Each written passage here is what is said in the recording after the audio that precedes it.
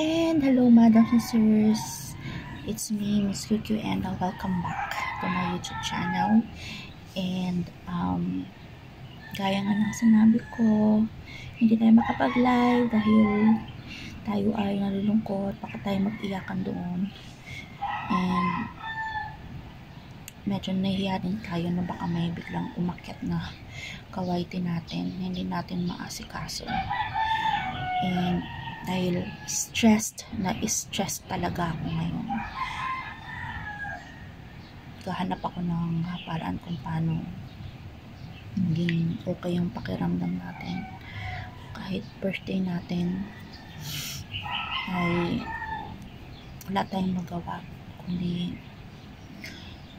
mag-isip ng mga bagay-bagay na solusyon sa problema para ma-solve ang problema.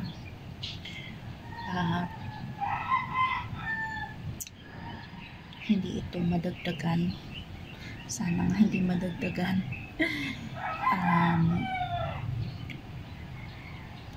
Ayun na nga, kapit lang tayo kay God sa faith natin, na tiwala lang na maging okay din ang lahat at matatapos din ang mga problema. So ma'am, alam nyo medyo maambon na, pero medyo pinapawisan ako. Itong suot ko, jacket to, pero hindi to mainit sa katawan. Medyo natetense ako and kinakabahan, worried. Yan talaga pagka-stressed, maraming iniisip. So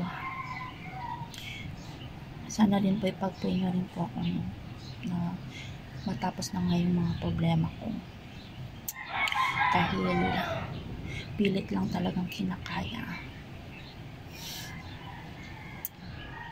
And sana kayo din, kung may mga problema kayo, ay kayanin nyo lang, pilitin nyo, push nyo pa ang sarili nyo na maging okay kayo.